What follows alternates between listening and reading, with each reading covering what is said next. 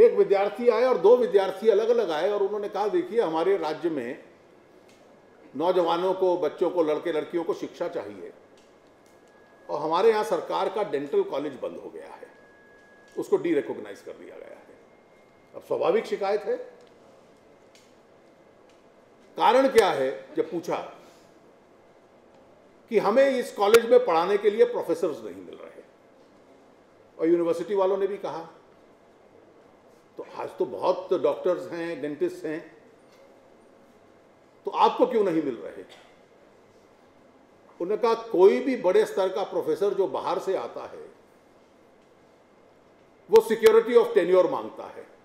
वो कोई 2 साल 3 साल के लिए आएगा ये नहीं है, वो यहां रहेगा, यहां बसेगा, अपने बच्चों को यहां पढ़ाएगा, उनको यहीं सेटल डाउन करेगा, उनका भविष्य यहां सोचेगा। और ना तो यहां उसको वोट का अधिकार होगा, ना यहां कभी घर बना पाएगा, ना उसके बच्चे कभी घर खरीद पाएंगे। और जो इस कॉलेज के अंदर पढ़ाने के लिए आएगा प्रोफेसर बाहर से, वो शरणार्थी की तरह यहां रह सकता है, सामान्य नागरिक की तरह यहां नहीं रह सकता। और इसलिए बाहर से कोई प्रोफेसर नहीं आ रहा, इसलिए डेंटल कॉलेज ने यहां के डेंटल काउंसिल ने यहां के डेंटल कॉलेज को डीरिकॉग्नाइज कर दिया गया। और डीरिकॉग्निशन की वजह से मौजूदा बच्चे भी बहुत परेशान हैं और आगे वालों को दाखिला नहीं मिल रहा। अब स्वाभाविक है असंतोष होगा। तो मैंने अपने जो साथी मेरे साथ बैठे थे, मैंने कहा था this is article 370 in action. वहां आर्मी है और हम लोग भी मानते हैं, हमारे मीडिया के मित्र भी मानते हैं, सरकार में भी लोग मानते हैं कि बड़ी शिकायत है आर्मी के खिलाफ। 11 जून से आज तक 108 सिविलियंस की डेथ हुई है। दुर्भाग्यपूर्ण है, पीड़ा होती है जब किसी परिवार में किसी की मृत्यु हो।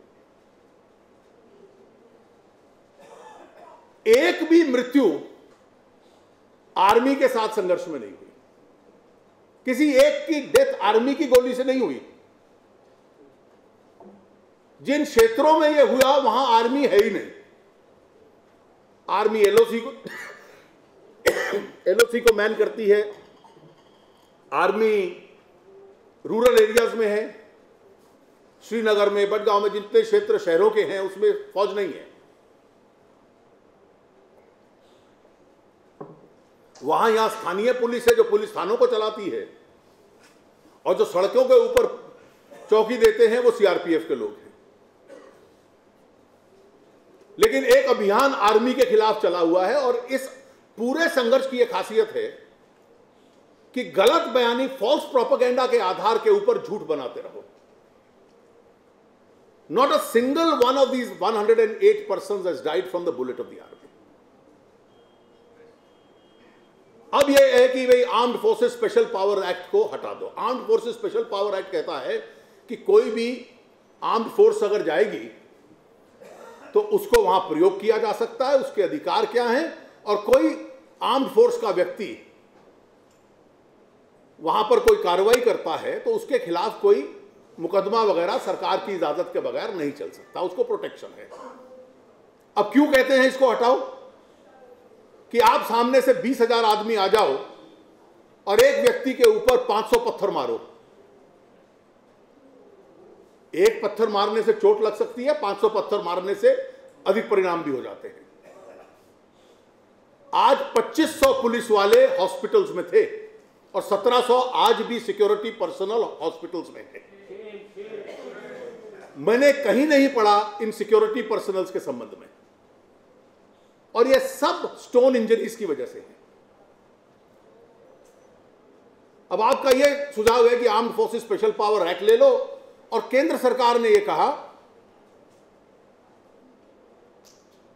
कि भाई 4 जिलों में तो आर्मी है ही नहीं, या तो एक्ट को बदल दें या आर्मी को वहां से हटा दें। जब है ही नहीं तो फिर यहां डीनोटिफाई कर दें, हो सकता है इससे खुश हो जाए।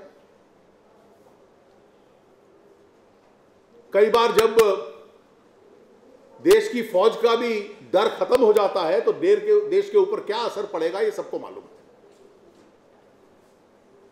अब आप आर्मी को डीनोटिफाई कर दो armed forces special powers act को,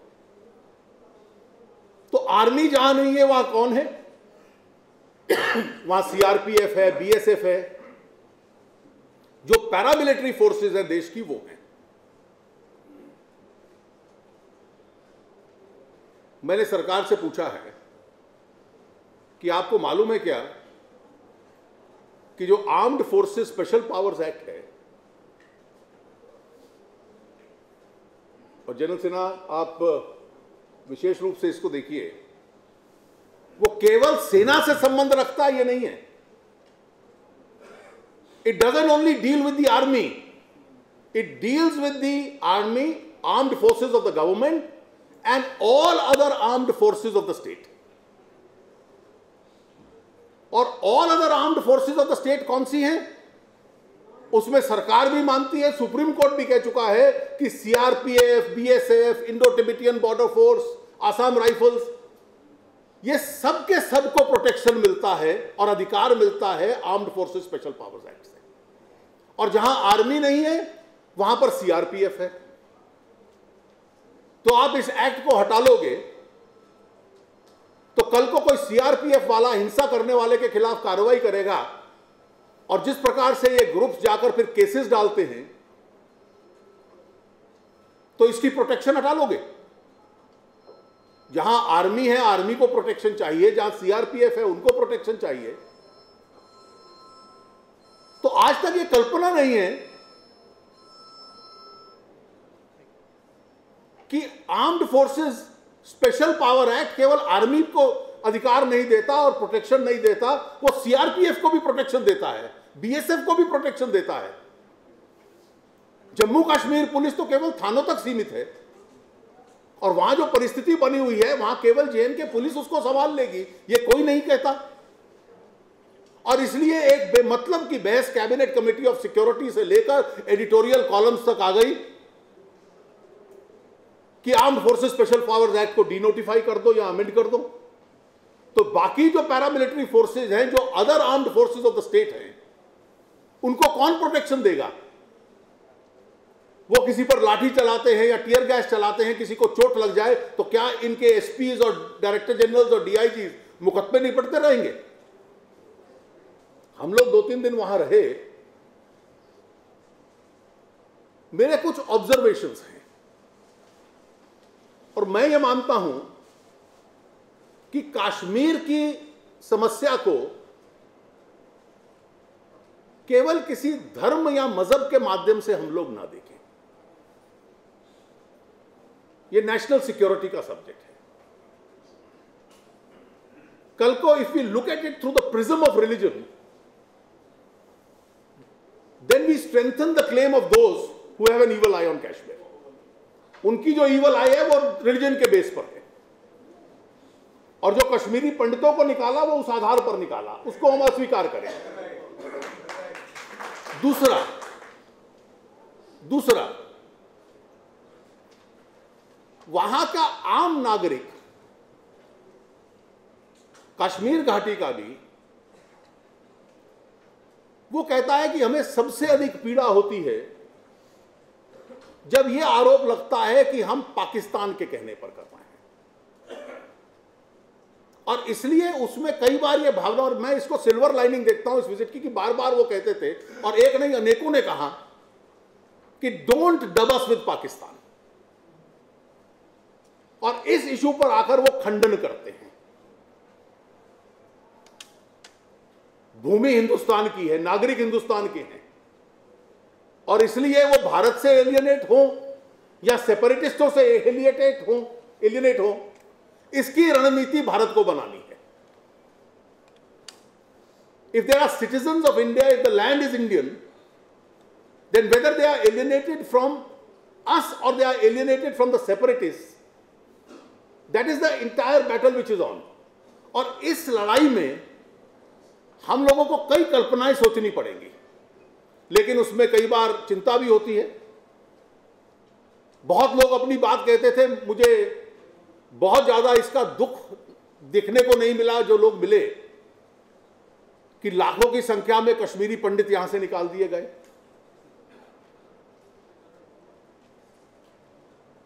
स्टोन थ्रोइंग की जो निंदा और हिंसा की होनी चाहिए, आज की इस परिस्थिति में वो निंदा भी नहीं होती।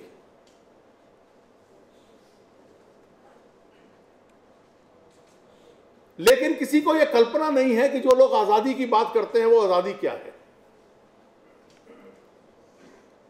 ये एक नारा है, रोमांटिसिज्म है, ऐसे कोई राज्य बन सकता है, कोई चल सकता है, इसका किसी के पास सोच नहीं।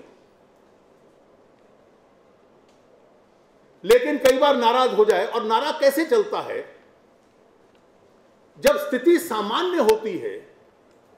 और मैं इस पूरे अनुभव का सबसे प्रमुख हिस्सा इसको मानता हूं कि जब स्थिति सामान्य होती है तो जो लोग आजादी का नारा देते हैं वो केवल शुक्रवार को किसी शुक्रवार की नमाज के बाद अपना तकरीर करते हैं और चले जाते हैं, उनको समर्थन नहीं मिलता। और इसलिए वो लोग सामान्य स्थिति नहीं चाहते, वो भड़काऊ स्थिति चाहते हैं, हिंसा की स्थिति चाहते हैं। और इसलिए पहला कदम होता है कि हिंसा करवाओ। पहले आतंकवाद करवाते थे, उससे निंदा दुनिया में हुई, तो इसलिए अब हजारों की तादाद में आकर पत्थर मारो। जब सैकड़ों पत्थर चलेंगे तो सुरक्षा फोर्सेस अपने कोई कार्रवाई करेंगी, अपने आप को बचाएंगी, बिल्डिंग को आग लगाने जाओगे उसको रोकेंगी, टीयर गैस चलाएंगी। जो पहले एक मासूम बच्चे की मृत्यु हुई जो बहुत कम आयु का था, जिसको लेकर विषय भावुक बना, तो उसको गोली नहीं लगी थी, उसको तो केवल वो पढ़कर ट्यूशन पढ़ के आ रहा था, वो भड़काऊ भीड़ में भी नहीं था, उसको टीयर गैस का शेल लग गया और उसमें मेटल होता है। और इसलिए जब हिंसा भड़काने से, जब सिक्योरिटी फोर्सेस हिंसा रोकने के लिए कार्रवाई करेंगी, तो उसमें जो भी कहीं घटना हो जाए, कहीं लाठी चल जाए, कहीं टीयर गैस चल जाए, कहीं फायरिंग हो जाए, तो उसकी वजह से जो नुकसान होता है उससे इसको भावुकता बना लो। और भावुक बनाने के बाद हमारे साथ देखिए अन्याय हो गया, और इस अन्याय में से पैदा हो रहा है a feeling of Kashmiri victimhood. इस सोच के खिलाफ अगर लड़ना है तो इस परिस्थिति में भारत कैसे लड़ता है? इस सोच के खिलाफ अगर लड़ना है तो पहला इसका कदम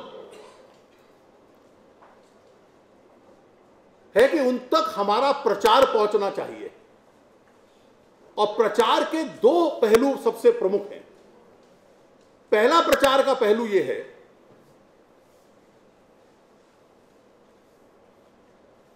कि ये जो जिसको मैंने कहा कि दूर का सपना था, जो सन 50-52 में उन्होंने देखा कि शायद अलग अस्तित्व से अलगाववाद आ सकता है, और जब ये घटनाएं होती हैं तो उससे वो नजदीक का सपना बन जाता है, रियलाइजेबल रियलिटी दिखती है। इस सोच को समाप्त करना है, इस सोच को इरेडिकेट करना है।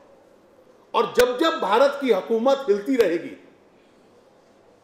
कि हम कमजोर हैं, हम दबाव में आ रहे हैं, हम और अधिकार देने को तैयार हैं, हम सीमा एलओसी को खोलने को तैयार हैं, हम आर्मी कंटोनमेंट्स की जमीन कम करने को तैयार हैं, हम पुलिस चौकी को हटाने को तैयार हैं, हम आर्मी की डीमिलिटराइजेशन करने को तैयार हैं और आपके लिए खुला मैदान देने को तैयार हैं। जब जब ये सोच बढ़ती रहेगी तो वो बैटल ऑफ नर्व्स अलगाववादी जीतते हैं और उनको लगता है कि ये संभव है।